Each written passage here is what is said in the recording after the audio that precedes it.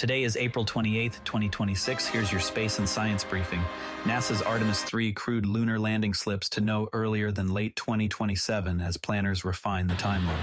NASA has formally updated the target launch window for its first crewed lunar landing under the Artemis program. This adjustment gives engineers more time to complete vehicle testing and address integration challenges ahead of sending astronauts back to the moon's surface. The delay reflects the realities of complex spacecraft development where safety and reliability must come first. Vehicle integration has proven trickier than initial schedules anticipated, yet this mission remains the cornerstone for returning humans to the lunar surface. I appreciate how the agency is choosing a realistic pace rather than rushing forward. While we wait a little longer for boots back on the moon, new research is raising some very personal questions about what long-duration spaceflight might do to the next generation of explorers. Ongoing studies are examining how microgravity, fluid shifts, radiation, and other spaceflight stressors could affect reproductive processes. The work looks at everything from cellular changes to how the body manages hormones in weightlessness. These findings carry direct implications for future lunar bases and crewed trips to Mars. One day, humans might consider having children off Earth. Understanding these effects will be critical for making those deep space missions sustainable. It is a reminder that exploring the solar system touches on the most fundamental aspects of being human. Speaking of future human presence in space, one company is rapidly expanding its satellite fleet to bring broadband to every corner of the planet. A United Launch Alliance Atlas V rocket successfully delivered a record-tying heavy payload of 29 Project Kuiper internet satellites from Florida. The mission marks another step in building out Amazon's low Earth orbit constellation to provide global broadband coverage. This flight ties an existing payload record and shows the Atlas V still delivers impressive performance. Even as newer vehicles come online, the rocket continues to prove its heavy lift capability. Each successful launch brings the constellation closer to connecting remote communities worldwide. It is impressive to watch commercial space move at this pace. While Amazon builds its internet constellation, SpaceX continues pushing the frontier of full reusability with its most ambitious rocket yet. SpaceX has rolled out a next-generation Starship vehicle, booster, engines, launch pad, and test site. The program now marks 3 years since its first flight. Engineers are following a test-like-you-fly philosophy that treats every ground test as close to flight conditions as possible. The focus remains squarely on rapid reusability for deep space missions. Upgraded hardware across the stack suggests they are closing in on the reliability needed for regular operations. Watching this rapid iteration feels like witnessing a genuine engineering revolution in real time. Before we leave Earth orbit, a quiet but vital Russian cargo delivery just arrived at the International Space Station. The uncrewed Russian Progress 95 spacecraft successfully docked to the aft port of the Zvezda module. It launched 2 days earlier from Baikonur carrying food, fuel, and other essentials for the station crew. This resupply mission ensures continued smooth operations aboard the orbiting laboratory. Regular cargo runs like this keep the crew healthy and the experiments running without interruption. In the background of flashy new rockets, these routine flights are what make long-term human spaceflight possible. They remind us that living in space still depends on steady logistical support. While the station keeps humming along, NASA leadership is making strong statements about America's lunar timeline. The head of NASA expressed strong optimism that American efforts will land astronauts on the moon ahead of any competing lunar program. The comments come as the agency balances international partnerships with domestic workforce and funding priorities.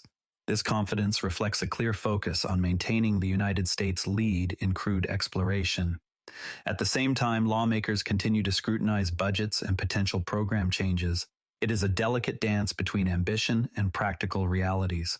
That confidence was on full display this week when NASA's administrator nominee spent 2 days testifying on Capitol Hill. The NASA administrator nominee appeared on Capitol Hill to discuss reduced funding proposals, workforce changes, and greater commercialization of space activities. Jared Isaacman defended the administration's vision for accelerated exploration. Lawmakers raised concerns about potential program cancellations during the hearings.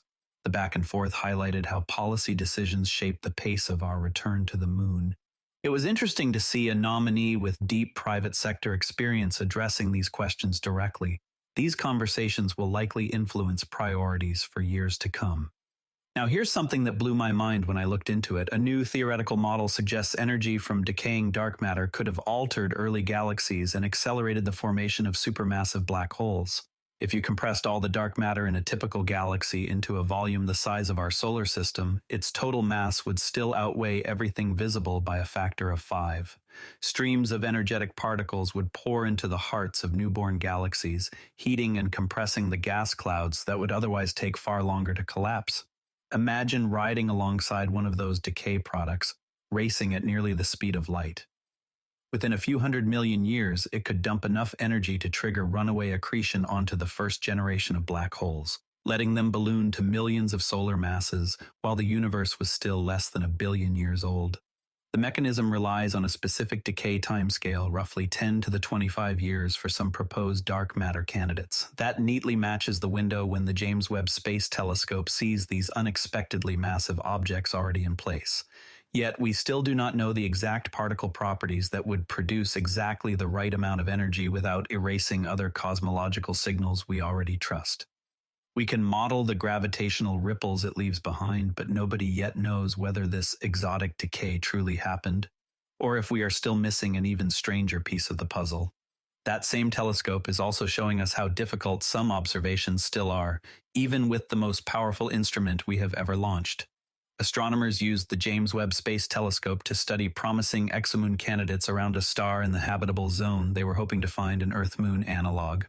The host star's activity overwhelmed the faint signals from potential moons.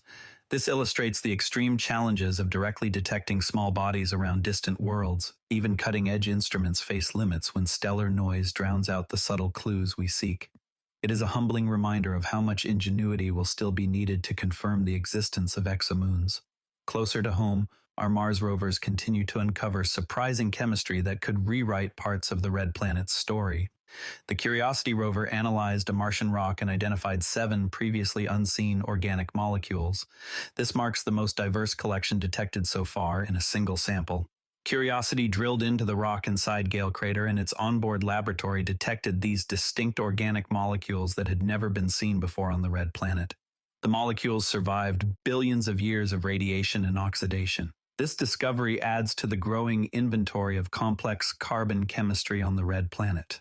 It informs our understanding of its past habitability and paints a richer picture of the complex chemistry that existed when water once flowed across the surface. Each new detection helps scientists reconstruct the environmental conditions that might once have supported prebiotic chemistry. The rover continues to climb through layered sediments that record millions of years of Martian history in one convenient outcrop. What would it mean for our search for ancient life if these organics turn out to have a non-biological origin we have not imagined yet? While Curiosity gives us new close-ups of Martian rocks, NASA's Orbital Eyes just captured a spectacular seasonal portrait right here on Earth. NASA's Earth Observatory released a striking satellite image showing vibrant red and orange beech forests across southern Patagonia. The view captures the southern hemisphere autumn at its peak. It highlights seasonal changes on our own planet while reminding us how orbital remote sensing reveals dynamic ecosystems. Seeing Earth from space like this puts our planetary home in beautiful perspective. The fiery colors look almost otherworldly, yet they belong entirely to the world beneath our feet. That same sense of wonder is alive and well among backyard astronomers who continue to produce stunning images with surprisingly modest gear. Enthusiasts posted detailed smartphone and digital single-lens reflex captures of the Orion Nebula and the Sombrero Galaxy. They used modest backyard telescopes and careful processing to create these images.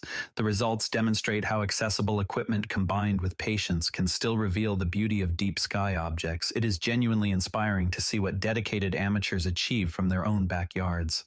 These images connect all of us to the cosmos without needing million-dollar observatories. Before we go, keep an eye on how the Artemis timeline adjustments and the ongoing congressional discussions might shape the next round of lunar mission contracts. That covers today's space and science news. Share this with a fellow space enthusiast if you found it interesting. I'm Patrick in Vancouver. See you tomorrow.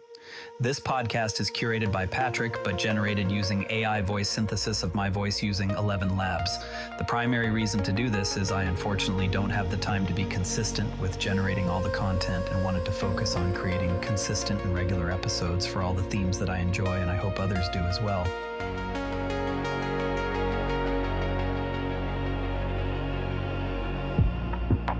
drifting softly through the black.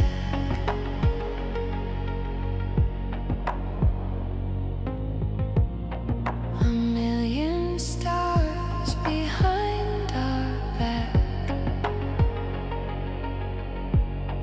The void hums low.